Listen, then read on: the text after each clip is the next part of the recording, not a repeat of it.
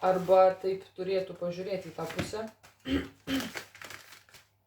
Nežinia, kas yra tas imperatorius. Galbūt kažkam yra tėvas. Galbūt kažkam yra kažkoks žmogus, nu gal kaip tėvas, gal tiesiogiai. Kažkas nežino labai daug informacijos. Tiesiog yra kažkokia dalis, kažkokia smulkmė, bet nežino daug dalykų. Ir tie 4 kalavijai kažkam suteikia tą tokį, kaip kad sakau, nu toksai būtų. Man 4 kalavijai čia kalba prašmatnu, žinok, jo. Tokią būseną turėti visiškai kažkokiam balakitoj, čia yra prašmatnu.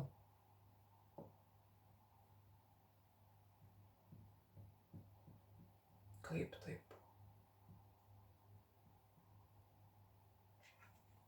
Kažkam yra keista.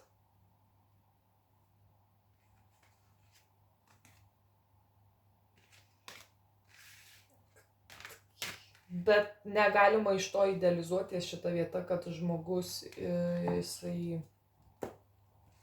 gebantis yra tvarkytis čia su kažkuo. Dėl to ir sakau, kažkas yra idealizuojama. Žmogaus ramybė. Kantrybė, ane? Todėl tokiems žmonėms nėra patartina žaisti. Jeigu sako, tu žinai žmogų, kuris tau neparodė, nepasakė, nesukėlė dramos dar kažko, nežais su tokiu žmogum, nes tai yra tiksinti bomba.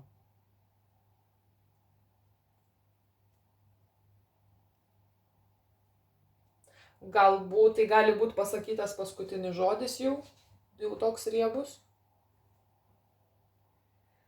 Arba sako, tu to žmogaus veido net nebenorėtum jau matyti net. Arba jau antiek, kad eitum net iš paskos. Bet ne dėl to, kad kažkas norėtų kažkam įtikt, patikt. Tas žmogus, jisai, aš pasakyčiau, kad tas pakabintasis antrą kartą jau čia krenta.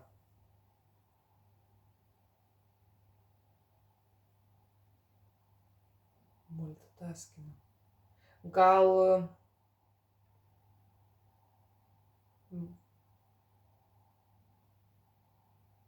man tos ne, bet man tos 7 taurės man čia vis tiek yra nesąmonė.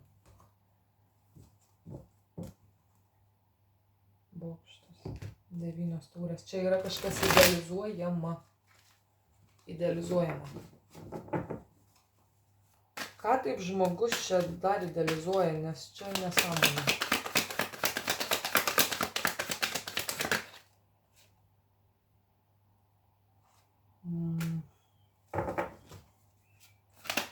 Ne, aš sakau, idealizuoja nesantį konfliktą, nesančio konflikto, nėra konflikto, idealizuoja tai.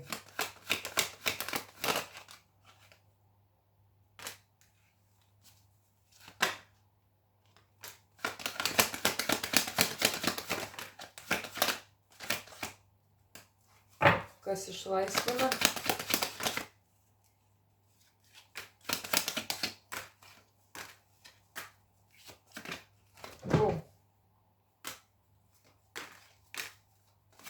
Aš nežinau, ar šitą žmogų tyla išlaisvina, ar šitą žmogų tyla gazdina. 2 viename.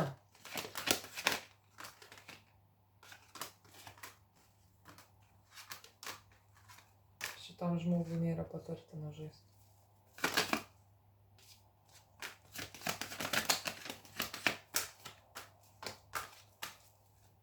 Šitas žmogus šalia savęs turi kažkokią moterį. Sakau, kažkas yra ne taip čia. Ir yra minima kita moteris.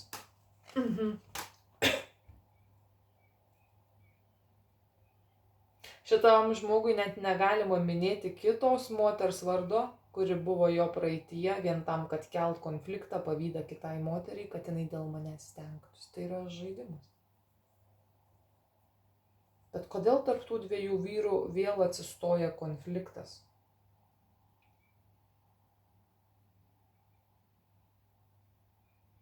Kas čia yra prie nesąmonių muziejų?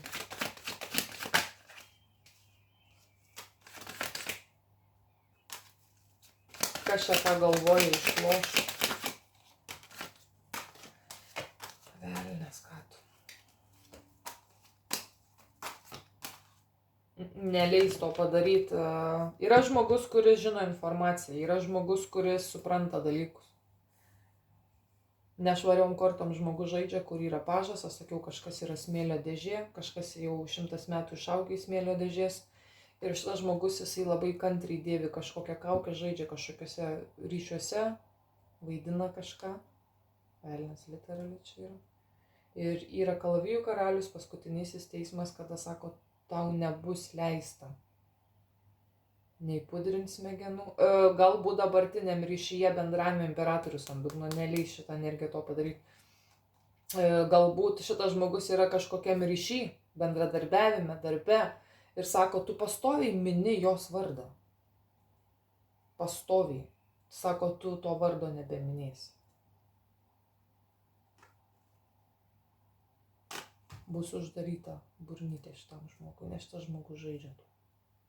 Ir gali minėti blogais dalykais, gali šmeižt, gali apkalbėti, gali kalbėti gražiais dalykais. Koks skirtumas? Pažas. Ir tas taurių riteris toksai papezęs. 7 taurės. Dėl to man tos 7 taurės čia ir nepatinka.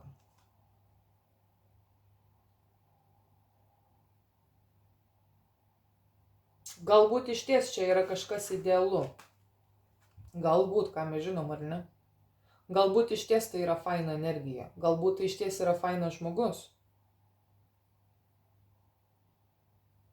Ir aš ten spankstu, nežinau, ten kažkokiai savo draugiai, ten dar kažką.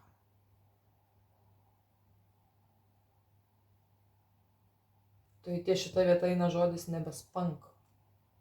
Nors tai galbūt ir fainai, o galbūt tai blogai, nebespank nei iš tos pusės, nes tai,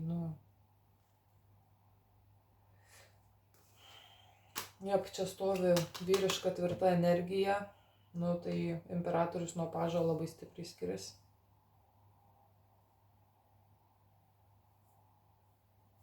Ir paskutinysis teismas stovi ties ta vieta. Man tai visiškai toks yra atskirimas, todėl kad velnias stovi, ar ne, ties kažkokia riba. Tas pats žmogus, kuris turi kažkokių keistų, galbūt ten priklausomybių nuo moterų, galbūt santykių, pinigų, ten dar kažkas. Ir imperatorius atsistoja toks nesako. Tu dar nepažįsti, vadinasi, Dievo, jeigu tu savo taip leidi toliau. Šiaip tais, jeigu mini moterį, tai mini Dievą. Tu gali sakyti jos vardą, bet Dievas pasakytų, tu mini mane. Dievas vyriška energija yra, ar ne? Ir nežinau, šiaip ties šita vieta kažkodėl skamba, kad pasakytų pats Dievas šitam žmogui, tu mini mane, ne ją. Jinai per mane, iš manęs, su manim, bet aš stoju už jos. Ir jeigu sako, tu mini pastovi ją, tai ačiū, nes tu tuoj, sako, pažinsi mane dar stipriau. Paskutinysis teismas imperatorius, aš tai vadinu visiškai aukštesnė. Aš šią moterį padedu į vietą, tiesiog į šoną. Ir čia atsistoja pats Dievas ir sako, nori pasipažinti su manim artimiau?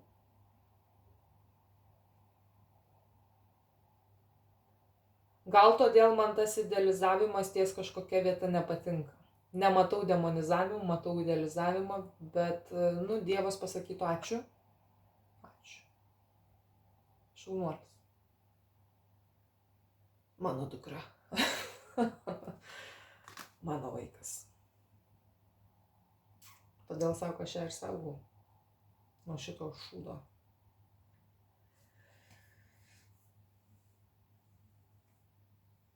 Moteris kažkokia atliko savo funkciją ir balandis yra šalia jos, bet yra dalelės, kur, sakau, yra kažkas vis paminima, yra kažkas vis pasakoma, yra vis, kad jos vardas ta. Nu, bet gerai, nu, tai Dievas tikrai yra labai dėkingas greičiausiai už tai. Kai čia tas pats, kas būtų, ta prasme, būtų vyras ir vyras visiškai 100% stoja moterį ir tada toks sako, gerai, ačiū, kad tu taip apie ją žinai ir nesvarbu gerai, blogai, bet tai yra mano. Šaunuolis.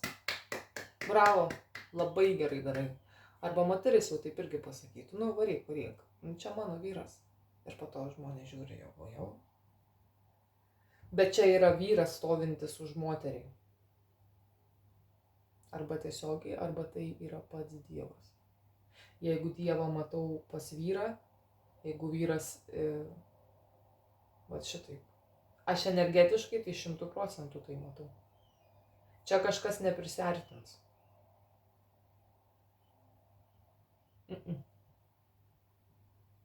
Kaip ten sako, daina jau čia yra sudainuota. Galbūt žmogus, faktas tas pažas, taurių pažas, kalavijų ar ne, ir tas pakabintasis, kažkas pakitę. Galbūt žmogus nori kažką pasakyti, galbūt žmogus nori atsiprašyti, galbūt žmogus nori kažkokio atleidimo, galbūt ten dar kažkas, tai nėra draudžiamas dalykas. Bet su tokiais žmonėmis atgalios, nu, nelabai čia verta. Sako, taugi patinka, bet ten, žinai, gražią, tokia labai faina, tokia baigus, žinai, ten aukšta materija labai. Gražus namai prabangus, žinai, tačkė, blizga, tviska, ratai, kvadratai, vien pinigai.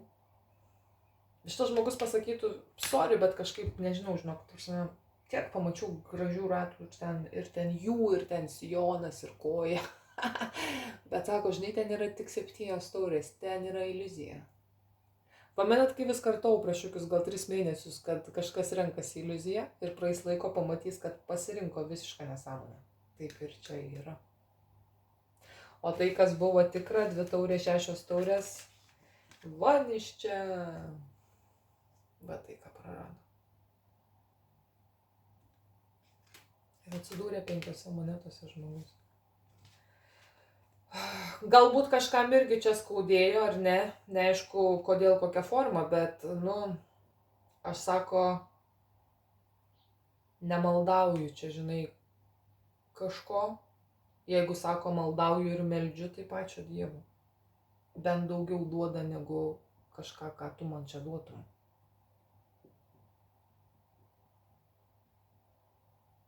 Šitas žmogus pasakytų, kad viskas jau, ta prasme, mano iliuzija sudegė, jinai išsipilstė, jinai pasirodo, čia ne tai.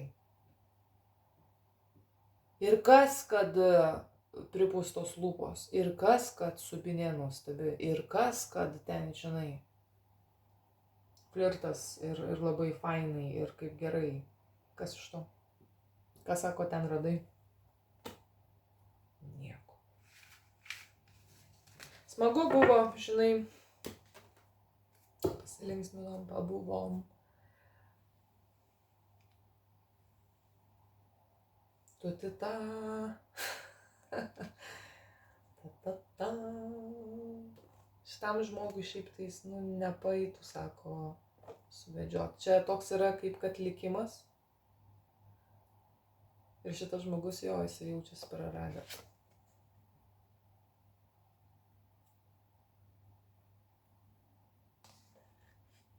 Vyras, kuris renkasi aplamai moterį, kurią lengva labai va šitaip mėtyti kairį į dešinę, apgaudinėti, ten mulkinti ir ten, jinai neįsikas gyvenime nieko. Jinai vieną dieną pasidaro tokia nuobodi, tokia tuščia. Bet aišku, pradžiui sako, aš tai renkuosi todėl, kad man taip yra lengviau. Nemato manęs. Mano filmų, mano praeities, mano dar kažkas, mano tikro veido. Ir žmogui tai pačiam pasidaro net nebeįdomu. Toks būna, sako, sėdži, žiūri, nesuprota ir sako, ta linksi, šau šypsosi, žinai, tai fainis. Tada žmogus supranta, kad aš čia vis dėlto nebręstu. Pasirodo, galima bręsti, augti ir su žmogum, kuris tave, nu, gali tave ir matyti, ir pasakyti, bet šitas žmogus kažkaip netaip priėmė situaciją.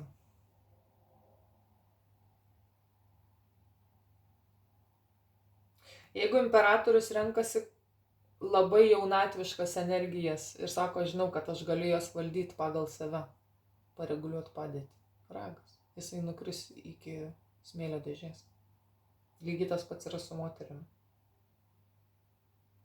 Čia kol kas aš nematau jokio pasirinkimo į nieką. Čia nėra jokio pasirinkimo. Apie ją tiesiog yra, sakau, kažkas gali idealizuoti. Bet čia nepaisant to, kas tai yra per žmogus. Ar tikrai wow. Ar ten pats blogiausias. Nes demonizavimas irgi būna labai idealizuojamas. O jau kokia bloga, o jau kokia prostitutė, o jau žino ką tu, nu ir prasideda. Kuo daugiau kalba, tuo dar fainiau daros. Čia gal, aišku, čia teisingumas, ne? Saulė gražiai atrodo. Čia turėjo būti pozityvios naujienos kažkokios, aš nežinau, ar jūs jas pagavot. Bet pozityvios naujienos eina kalba apie energiją. Greičiausiai ne apie žodį. Nes tas žodis gali šnekėti, žmogui tai nepadės, žmogui tai nesusivirškins, bet tai yra apie energiją. Kažkodėl čia man yra energija.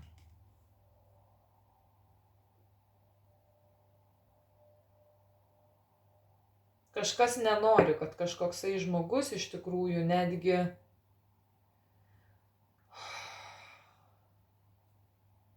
kad net kažką ir pradėtų savo gyvenime švaraus ir gražaus, nenori. Tai yra laikoma tokia kaip kad tvirtovė.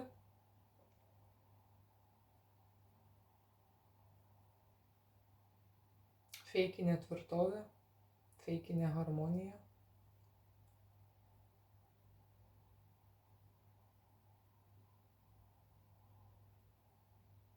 Ir nenori, kad žmogus kažką pradėtų kito. Jau geriau nuo nulio.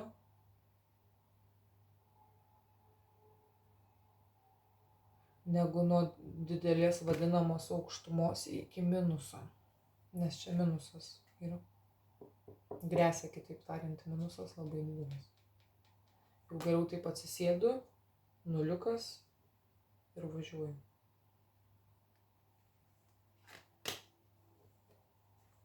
Nu, nes kitiem patinka skolos, paskolos, problemos. Tai yra minusas jo.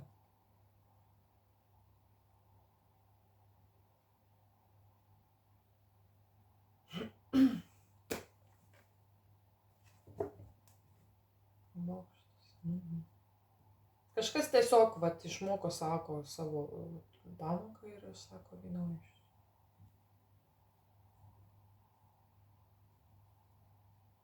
Kažkoks žmogus iš viso, kuri dar tenai protas labai mažas yra, apie savį iš vis pažas, kažkoks net nesiorientuoja aplinkoj, kalba apie manipuliaciją. Nu, čia vaikų darželis yra, ties kažkoks pažas nepažįsta savęs. Karaliai jau labiau jau tokie link savęs pažinimo. Pažas toliai kito. Dar turbūt pažas paaiškintų gyvenimą kažkam. Apie santykius gal. Žmogui, kuris palei plintusus numestas buvo, pažemintas. Bet šitas žmogus gražos tai negavo tiesioginės, todėl dabar gali būti, kad ir idealizuoja.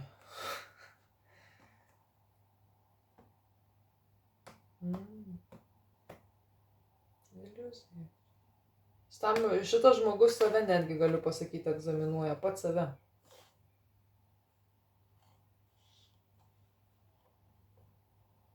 Kažkas laikosi egzaminų.